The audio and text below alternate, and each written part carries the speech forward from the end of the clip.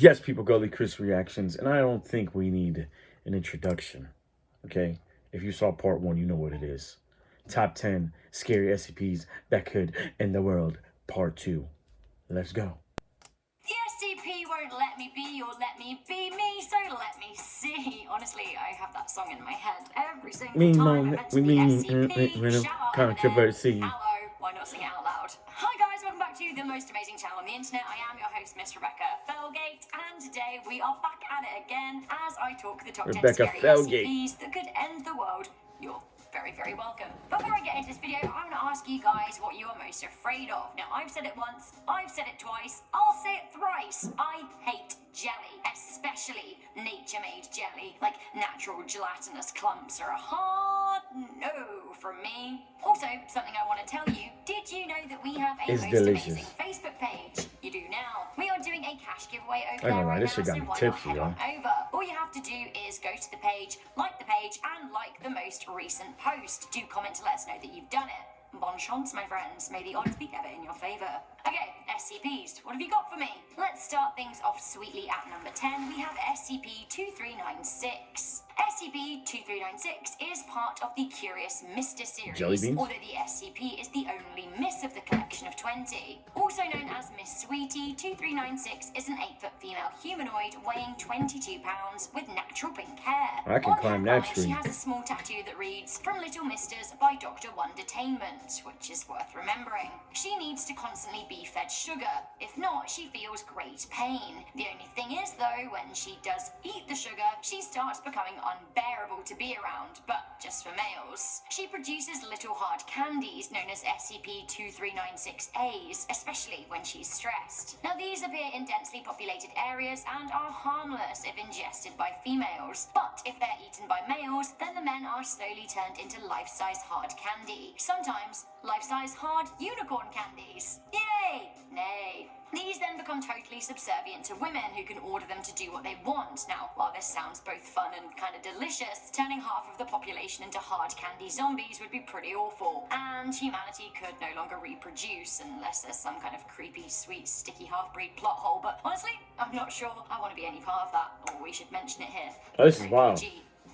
Galloping into number 9, we have SCP-805. I actually recently did a Life's Biggest Questions video on SCP-805. It is a hollow wooden horse made from twisted wooden branches and roots. It came trotting out of a forest one day and started infecting people that touched it. From Annihilation? The SCP is now contained in the Foundation and is allowed in and out of a secured paddock to graze and gallop. But all those who tend to it have to have all of their skin covered for fear of infection. Touching it with bare skin will result in a rash similar to that which only comes from poison oak. Only it will start turning greenish, brownish, and a person will then start slowly turning into a living wooden structure themselves. Only they won't be able to move, they'll be rigid and stuck like a wooden statue forever. The horse seems to be a cute, sweet lover of contact, but if it was to fall into the wrong hands, it could start turning people into wood one by one.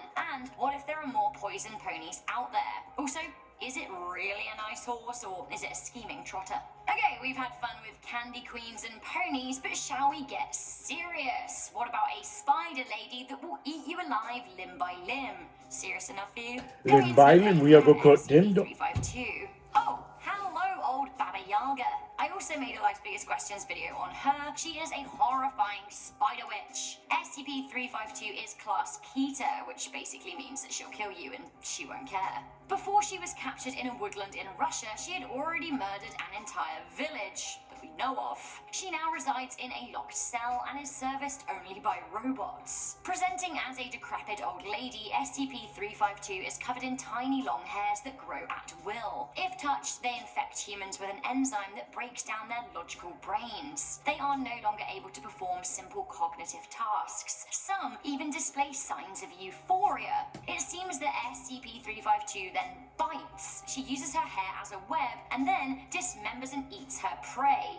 Oh, and she can also run really, really fast, which means if she ever got loose, we may have trouble catching her. She may have her work cut out in terms of ending the entire world, but given enough time to grow enough poison hair, you know, maybe. Coming into number 7, we are getting reals, the red spot of Jupiter, SCP-2399. Sounds like I'm in a bingo hall. SCP bingo. Worrying. Did you know that Jupiter is home to a terrifying SCP? According to the heard about this Foundation, shit. 2399 is a massive, complex mechanical structure currently located in Jupiter's lower atmosphere. Whatever it is suspected that it is an antimatter weapon that creates space-time disruptions and causes havoc with a planet's atmosphere. It can be observed as a large red spot. Now, scientists have us believe that the Great Red Spot on Jupiter is a storm that has been raging 22 degrees south of the planet's equator for nearly 200 years. But actually, it's an SCP. 2399 is thought to be damaged, but has released drones to fix itself. It's thought that the SCP crash landed on Jupiter on its way to Earth, and its rebuild is almost completed. Does this mean the SCP will continue onto our planet? What is the purpose of its mission? We just don't know. But we do know that it can be used to disrupt matter, and we suspect, with our current available technology anyway, that it is indestructible to humans. Ooh, next up we have one of my favourite SCPs, but rest assured, it actually could end the world. Anyway, if it wasn't so dumb. But it is! Coming in at number 6, we have SCP-3740. 3740 is a humanoid male that was picked up drunk outside a bar in Turkey. He'd gotten into a brawl and blew out the front of a building. It seems that the SCP is known as Asher God of the windswept plains and soaring skies, and does indeed have incredible cosmic power. For example, he can control birds, control air pressure, change temperatures. He can also create 500 km/h winds, as well as create that's wild. cyclones. Asher loves being worshipped and doesn't pose a threat to those he also believes are gods. He's very gullible. He's contained in a cell of the Foundation decked out as a luxury floor of a castle. He's quelled by regular feasts and drinking, and often tries to woo those who dine with him. Foundation members must roleplay as fellow gods, which he believes. He also believes that he is in an Anglian chateau that he conquered himself. Now, if he realizes that actually he is in containment and not in the company of fellow gods, he could absolutely lose it and use his power to break free and cause havoc on Earth. I still kind of love him anyway. Nikola Tesla, mate, what you got for us at number 5? Oh, it's SCP-2700. Our mate Nikola Tesla was for reals inventing a way to give the world free energy in the late 1800s. It seems that actually things could have been a little bit more sinister. According to the SCP Foundation website, SCP-2700 is a complex mechanical device believed to be a sophisticated directed energy weapon developed by Serbian physicist and inventor Nikola Tesla. It is possibly a particle accelerator. Now, according to Foundation lore, in Tesla's journal, he says that he was approached by a man who commissioned the machine in order to, quote unquote, unlock science's final secret. Tesla claimed to have sourced material for the machine from multiverses and then created the weapon, the Teleforce. It was then brought back to our universe, and his notes read, "I took the Teleforce back here. I took the death of existence back to my universe where it belonged. I have betrayed all life forms in this cosmos. I have betrayed our entire future. The death of existence. You what, mate? Doesn't sound great." Thanks a lot, Nikola Tesla. The Foundation says that it has been auto-programmed to activate in the year 2234, which actually the Foundation are really worried about. Now we got Elon running with your name, making Teslas. Coming into number 4, we have SCP-2317. It's an electric car. The tides, the moon no more will shine. There comes a day not far away, she'll birth the death of time. This is a prophecy about I drive a Tesla, an electric car. Doesn't sound great, does it? Yep, the prophecy does not sound great. So SCP-231, 1 through 7 were a group of pregnant women, although 1 to 6 are now dead. The 7 women were recovered from a cult, and it is believed that they were impregnated with the children of the Scarlet King, aka the original evil. When the Foundation attempted to capture the women, some of the SCP died, so 231, 1 and 5 died giving birth to their offspring, and it seems that many people were killed in the process. Number 3 killed herself in the facility, and 2 and 4 died as a result of procedure conducted upon them in captivity. 6 died trying to escape. Now 7 remains contained. It seems that the women inspire sympathy from those around them, and they can manipulate people into helping them try to break out. A horrifying procedure known only as 110 Montauk is carried out once every 24 hours hours by criminals locked up in the Foundation. This procedure has led to very heightened levels of staff distress. Whatever the SCP is carrying in her womb, it seems like it could be a world ender. Coming into number 3, we have SCP-3003. Let's cut to the chase here.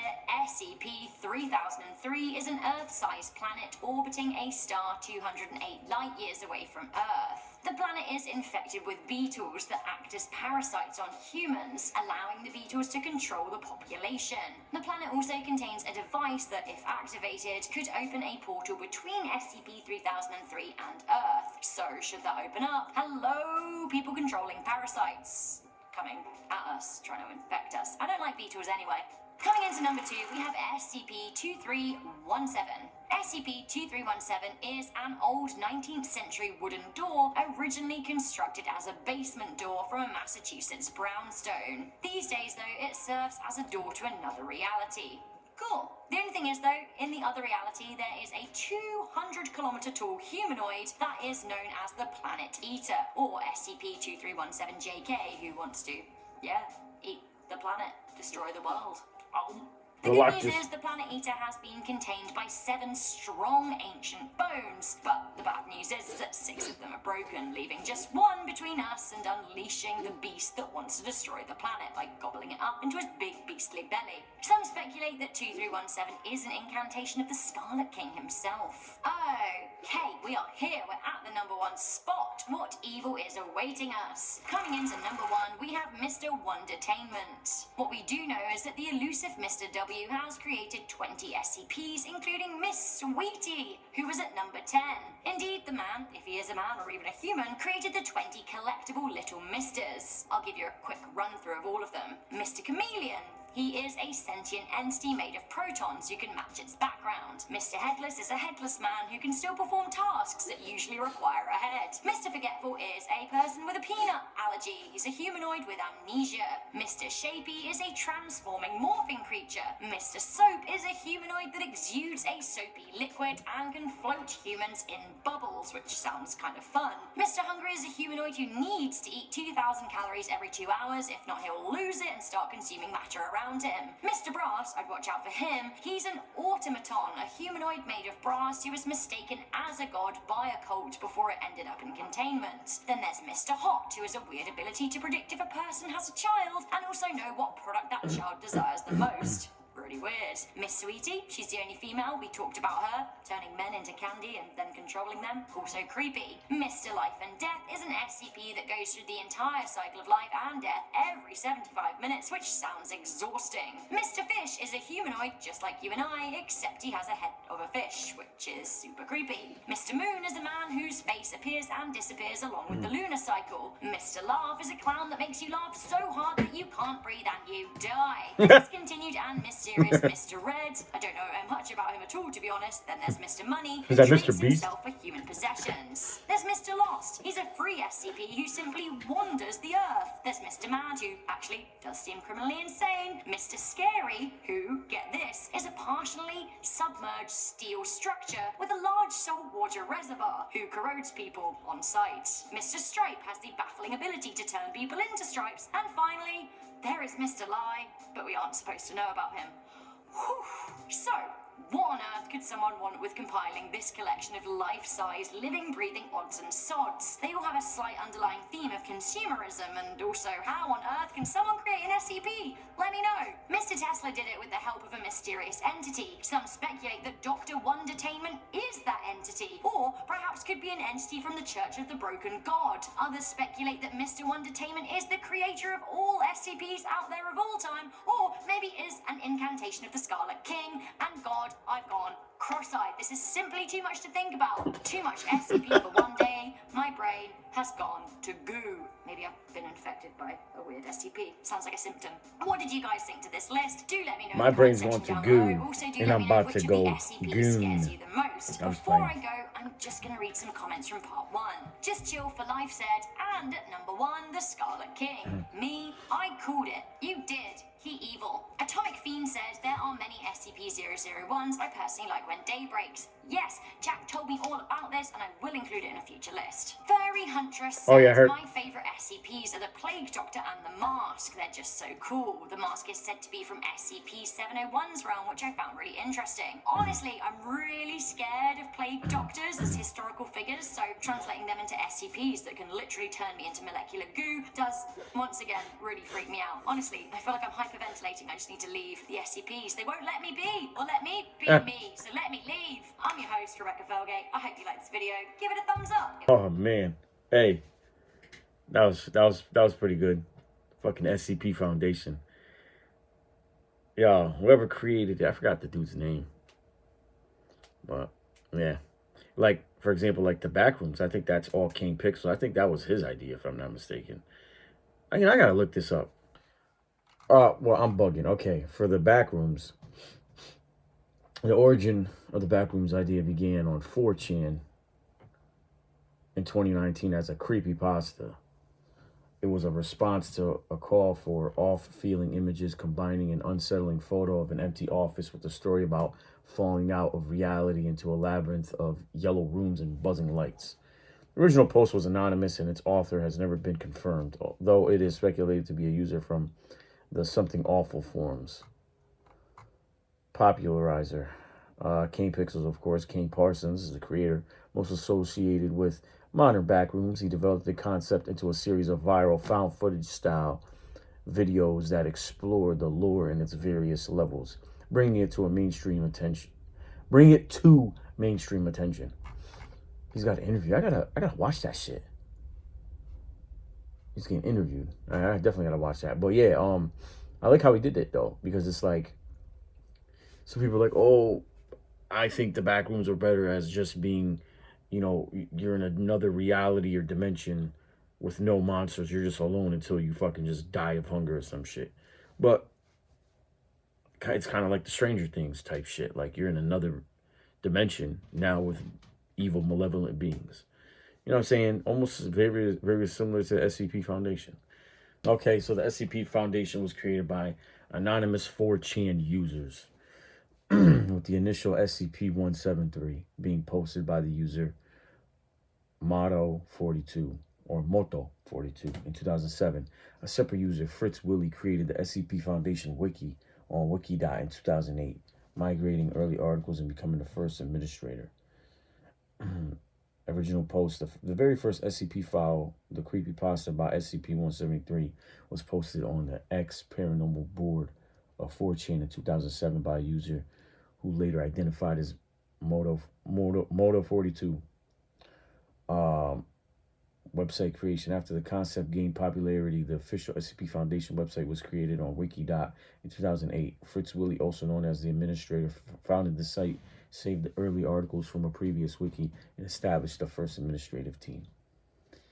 Collaborative project. SCP Foundation is a collaborative writing project, and while Moto42 wrote the first SCP and Fritz Willie created the main wiki, countless other users have since contributed to the universe. Yeah, I mean, you know, yeah, a lot of people have contributed like their own maybe ideas and their own SCPs. But you could put in any SCP with a random number, and I think that shit will pop up. You know what I'm saying? Like, I'll put SCP 2003. SCP 2003. It popped up. Thawmeal. Preferred option. You know what I'm saying? Like, there's so many SCPs, everybody comes up with one. So it was some kind of fucking robot. You know what I'm saying? SCP 5000. It's another robot. What the fuck? The full story. Dude, how many SCPs are there? No matter what number I put, there's going to be an SCP. Yeah. I don't. Yeah, this is crazy.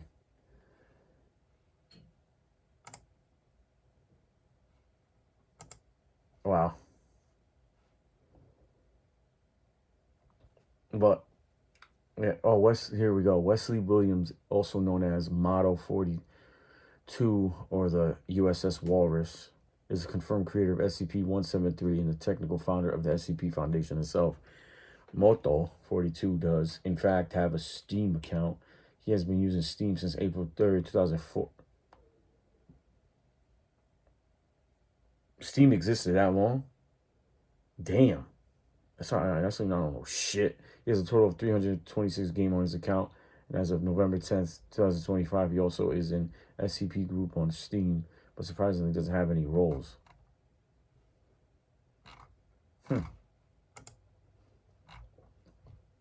I guess he probably came up with the idea and he's like, well, I don't know what the fuck. He's like, I came up with the idea, but he's like, well, fuck it, I'm doing other shit. Oh, shit. What about Fritz Willie? What about the SCP game? Who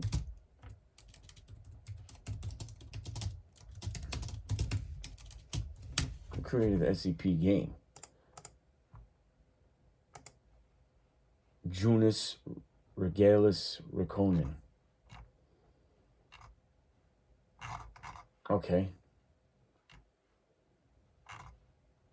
So he came up with the game, the one that I've seen, that they're in that laboratory, and then when they break out, SCP, what is it, 6, the fucking alligator crocodile looking one that's fucking super powerful and can't fucking die no matter what you fucking shoot at it.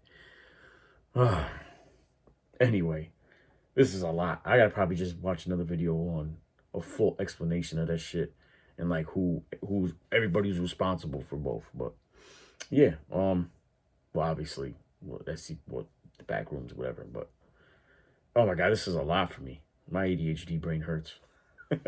Anyway, thanks for sticking through watching me trying to find out. You know, I at least want to record it so I can record myself trying to find out. You know what I'm saying? So, Jonas is Finnish. If you don't know what I mean, he's from Finland. So he's Finnish. He's not finished. He's Finnish. Finland.